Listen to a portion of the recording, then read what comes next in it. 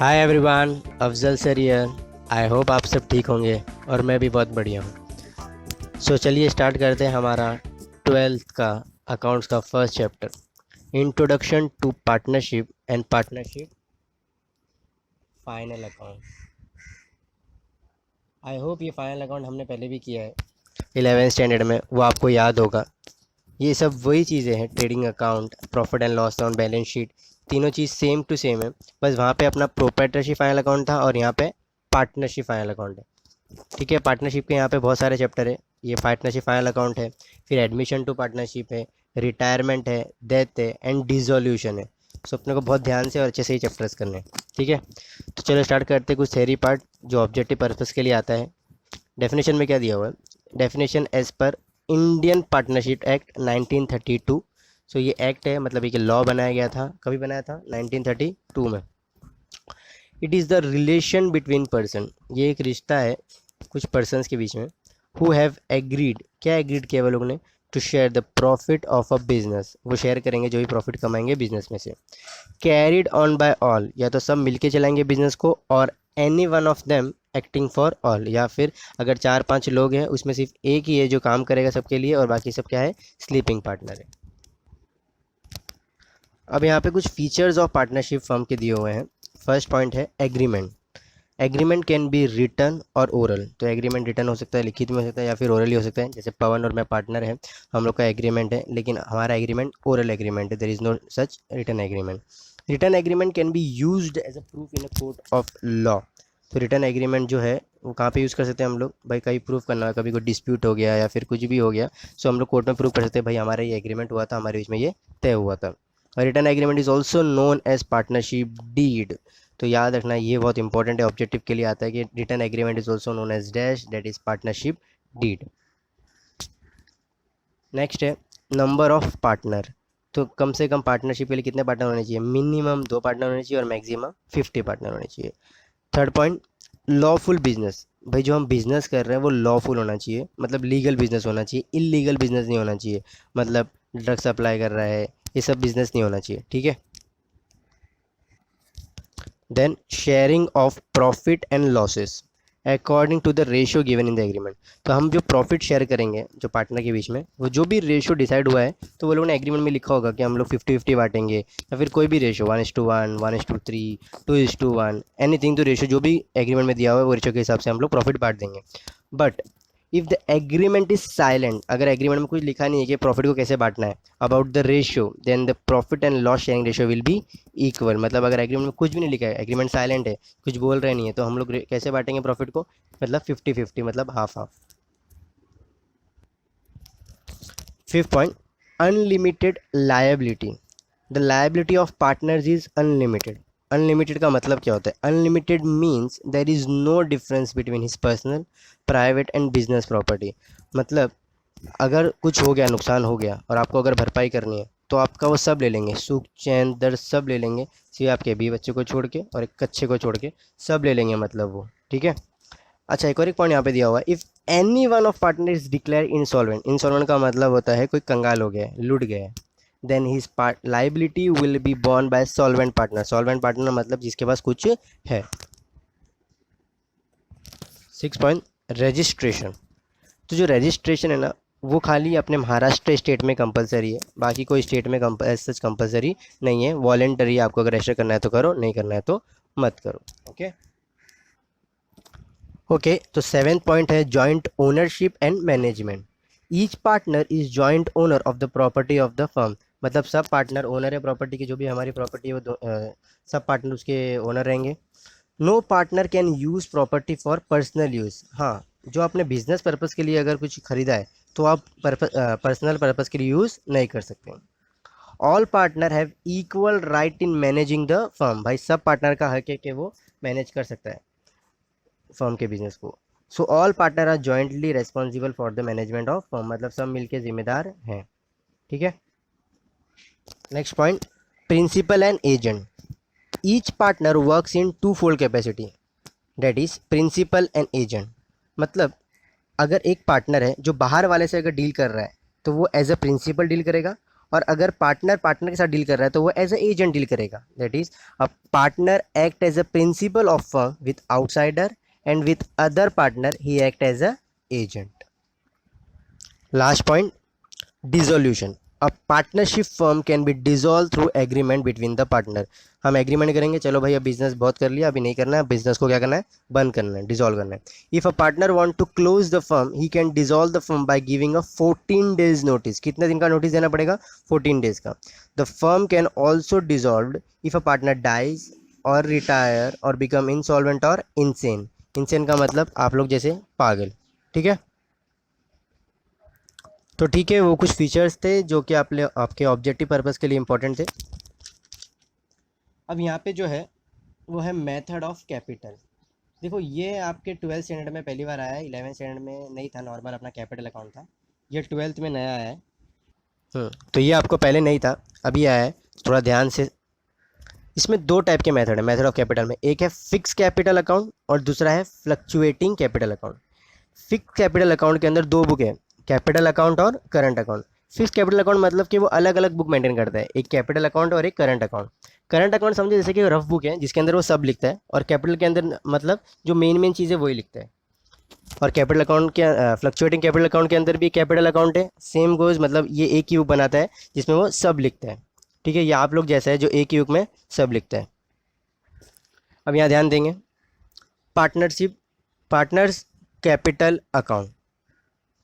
इस side left hand side मैंने debit बनाया, इधर डेबिट है, इस साइड क्रेडिट है, ये आपको पता ही होगा। पर्टिकुलर्स पार्टनर ए पार्टनर बी, पर्टिकुलर्स पार्टनर ए पार्टनर बी। कैपिटल बताओ मुझे एसेट है क्या लाइबिलिटी है? कैपिटल इज अ लाइबिलिटी, और लाइबिलिटी का ओपनिंग बैलेंस हमेशा याद रखना क्रेडिट साइड होता है। कैपिटल लाइबिलिटी है, लाइबिलिटी का ओपनिंग बैलेंस हमेशा क्रेडिट साइड होता है। तो यहाँ पे मैंने लिखा है बाय बैलेंस कैरिड डाउन। इस तो नेक्स्ट है ओपनिंग बैलेंस हो गया। उसके बाद अगर पार्टनर और कैश या बैंक से और पैसा डाल रहा है तो वो भी क्रेडिट साइड आ जाएगा, क्योंकि कैपिटल बढ़ रहा है। सो आ जाएगा by cash slash bank account, that is additional capital. ठीक है।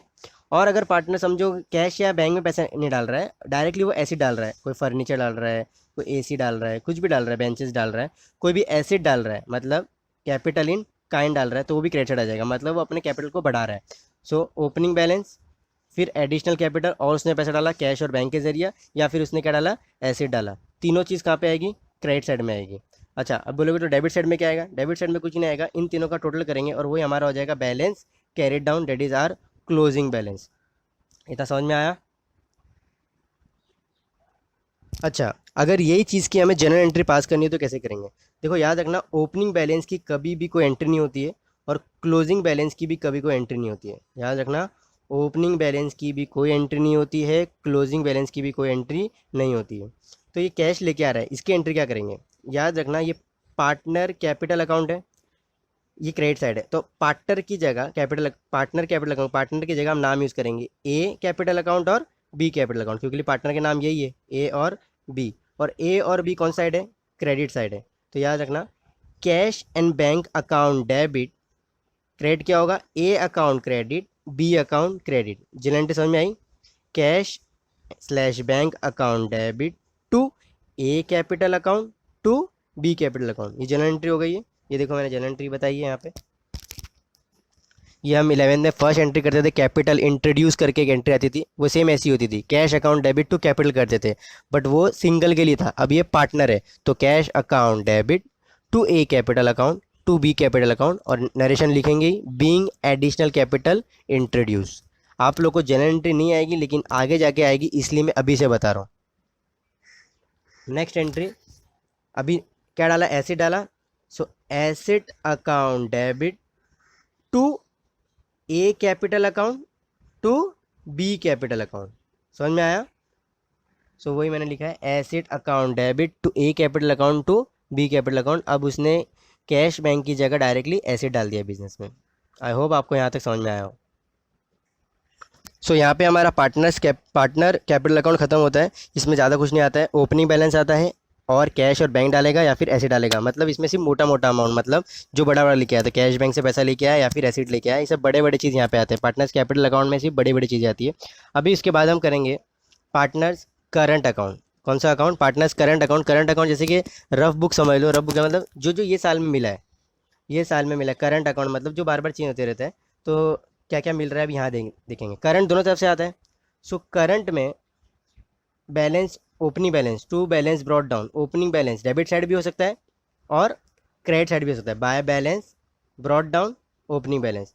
देखो पार्टनर्स कैपिटल अकाउंट में, पार्टनर्स कैपिटल अकाउंट में कैपिटल था, capital is a liability, liability का ओपनिंग बैलेंस सिर्फ और सिर्फ क्रेडिट में ही होता है। लेकिन ये क्या है? पार्टनर्स करंट अकाउंट है, और मैंने बताया करंट दोनों तरफ से आता है, डेबिट से भी आ सकता है और क्रेडिट से भी आ सकता है। तो याद रखना, टू बैलेंस ब्रॉट डाउन भी हो सकता है और बाय बैलेंस ब्रॉट डाउन भी हो सकता है, दोनों के दोनों ओपनिंग बैलेंस है। हाँ, समझो ए का अगर यहाँ पे है तो बी का हो सकता है यहाँ पे हो, और ए का अगर यहाँ पे है तो बी का यहाँ पे हो सकता है। It can be either of. अब क्रेडिट साइड में क्या क्या मिल रहा है यहाँ पे? बाय इंटरेस्ट ऑन कैपिटल, ये पार्टनर्स को इंटरेस्ट मिल रहा है उसके कैपिटल के ऊपर, मतलब जो उसने कैपिटल बिजनेस में डाला था उसके ऊपर उसको इंटरेस्ट मिल रहा है, तो ये पार्टनर की इनकम हो गई, तो ये क्रेडिट साइड आ गया। लेकिन अगर बिजनेस के हिसाब से सोचे तो क्या हो गया? बिजनेस का ये एक्सपेंस हो गया, मतलब पीएनएल के डेबिट साइड। ठीक है। उसके बाद सैलरीज, अभी किसको सैलरी मिल रही है? ये पार्टनर्स को सैलरी मिल रही है, मतलब पार्टनर को सैलरी मिल रही है तो उसको इनकम हो गई, इसलिए क्रेडिट साइड आ रहा है, और बिजनेस के हिसाब से ये एक्सपेंस है, इसलिए पीएनएल में आ जाएगा डेबिट साइड। उसके बाद पार्टनर को क्या मिल रहा है? कमीशन मिल रहा है, तो अगर कमीशन पार्टनर को मिल रहा है, ये उसकी वापस से इनकम हो गई, और अपना पीएनएल में कहाँ पे आ जाएगा? ये डेबिट साइड। अब समझो बिजनेस में उसको प्रॉफिट हुआ, मतलब नेट प्रॉफिट जो बांटते हैं हम लोग, अब प्रॉफिट है तो पार्टनर्स की इनकम है, इसलिए क्रेडिट साइड में आ जाएगा profit and loss account, net profit. और अगर लॉस हुआ तो एग्जैक्टली डेबिट साइड में आ जाएगा टू पीएनएल, नेट लॉस, और दोनों में बढ़ जाएगा ए और बी में। समझ में आया इतना? अच्छा, ये सब चीज़ तो यहाँ पे आ गई, ये सारी इनकम थी। इंटरेस्ट ऑन कैपिटल मिला, सैलरीज मिली, कमीशन मिला, प्रॉफिट हुआ तो यहाँ पे आएगा, लॉस हुआ तो यहाँ पे आएगा। हाँ, प्रॉफिट और लॉस दोनों साथ में नहीं होगा, कोई ना कोई एक होगा।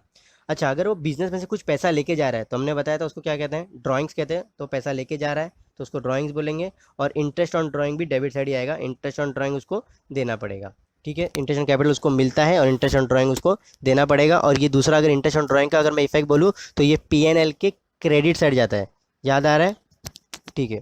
अब इसको हम क्लोज करेंगे, देखेंगे कि भाई ए का क्रेडिट ज़्यादा है कि डेबिट ज़्यादा है। बताया था मैंने पेंसिल से दोनों तरफ लिखने का। ये नंबर का एग्जांपल नहीं है, ये फॉर्मेट है, हम नंबर का एग्जांपल बताऊंगा मैं, तो आपको ज़्यादा क्लैरिटी आ जाएगी। ए का ऊपर लिखने का, ए का ऊपर लिखने का, देखने का ज़्यादा कौन सा है, जो भी ज़्यादा है वो दोनों तरफ आ जाएगा, और जिस साइड भी डिफरेंस है, मतलब जिस साइड भी कमी है तो खड्डा भर देंगे। इस साइड भी हो सकता है तो यहाँ पे लिख देंगे टू बैलेंस कैरिड डाउन, ये भी क्लोजिंग बैलेंस होएगा। और अगर इस साइड आया तो भी लिख देंगे बाय बैलेंस कैरिड डाउन, ये भी क्लोजिंग बैलेंस है, तो इस साइड लिख देंगे। It can be either of, A और बी के लिए, दोनों के लिए कैसे भी हो सकता है। समझ में आया? आई होप आप लोग को ये। तो पार्टनर्स कैपिटल अकाउंट में और पार्टनर्स करंट अकाउंट में फर्क समझ में आया होगा। पार्टनर्स कैपिटल में मोटा मोटा अमाउंट आता है जब वो कैश और एसिड लेके आता है, क्रेडिट साइड ही खाली इसमें भरा हुआ है। और पार्टनर्स करंट अकाउंट में जो भी छोटी मोटी चीज़ें उसको मिलती है या फिर छोटी मोटी चीज़ें वो पैसा निकालता है, वो सब लिखते हैं करंट अकाउंट में, क्योंकि करंट का मतलब जो बार बार फ्लक्चुएट होता रहता है, इसलिए। ठीक है, तो उसमें इंटरेस्ट मिलता है, सैलरीज मिलती है, कमीशन मिलता है, उसको प्रॉफिट मिलता है। यह आया क्रेडिट साइड में। डेबिट साइड में क्या आएगा? ड्राइंग, पैसा लेके जा रहा है, इंटरेस्ट ऑन ड्राइंग, और लॉस, और बाद में आ जाएगा अपना बैलेंस कैरिड डाउन। सो हमने ये फिक्स कैपिटल अकाउंट के अंदर दो था, कैपिटल अकाउंट और करंट अकाउंट, तो हमने ये कैपिटल अकाउंट भी कर लिया और ये करंट अकाउंट भी कर लिया। ये हमने सिर्फ और सिर्फ फिक्स कैपिटल अकाउंट का किया। अब फ्लक्चुएटिंग कैपिटल में आप बोलोगे वापिस से सर कैपिटल अकाउंट लिखा हुआ है तो क्या यही कैपिटल रहेगा?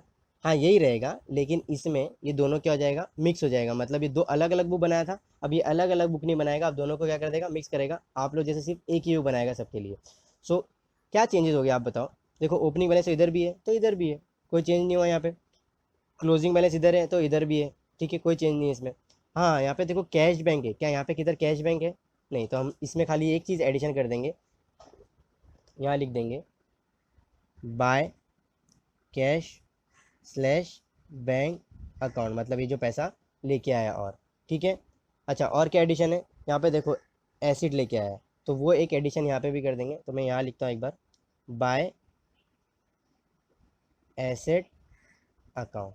ठीक है, सिर्फ ये दो एडिशन हुआ है, बाकी डिट्टो सेम है, कुछ चेंज नहीं होगा, क्योंकि बैलेंस आप देख सकते हो ओपनिंग था, कैश और एसिड ही यहाँ पे चीज़ एक्स्ट्रा है, वो दोनों चीज़ यहाँ पे आ गई है। और ये आपकी अभी बुक नाम चेंज हो गया है, पार्टनर्स करंट अकाउंट की जगह नाम क्या चेंज हो गया इसका अभी, फ्लक्चुएटिंग कैपिटल के हिसाब से कैपिटल अकाउंट। तो पार्टनर्स करंट की जगह इसको क्या लिख देंगे, पार्टनर्स कैपिटल अकाउंट। सिर्फ मिक्स हुआ है, पक्का समझ में आया इतना, बाकी कोई चेंज नहीं है। अच्छा, अब ये कैपिटल है, और कैपिटल क्या होता है, एसेट के लाइबिलिटी, लाइबिलिटी का ओपनिंग बैलेंस इधर ही आता है और क्लोजिंग बैलेंस इधर ही आता है। मतलब ये ओपनिंग बैलेंस का कोई काम नहीं है और ये क्लोजिंग बैलेंस का कोई काम नहीं है। आई होप आपको ये समझ में आया होगा, और ये आपको बनाना है नोटबुक के अंदर आपकी। तो जो भी चीज़ मैंने पढ़ाई है ये आप सबको अपनी फेयर नोटबुक में, अच्छा अभी बोलोगे सर नई बुक कहाँ से लाए हैं, हाँ नीचे कहाँ से उतरे, तो जो भी आपके पास जिसमें खाली पेज ज़्यादा हो वो आप एक काम करो, फेयर बुक बना लो, और अभी से जैसे मैं करा रहा हूँ फटाफट वो साथ साथ में करते रहोगे तो आपके लिए ईजी होगा। ठीक है।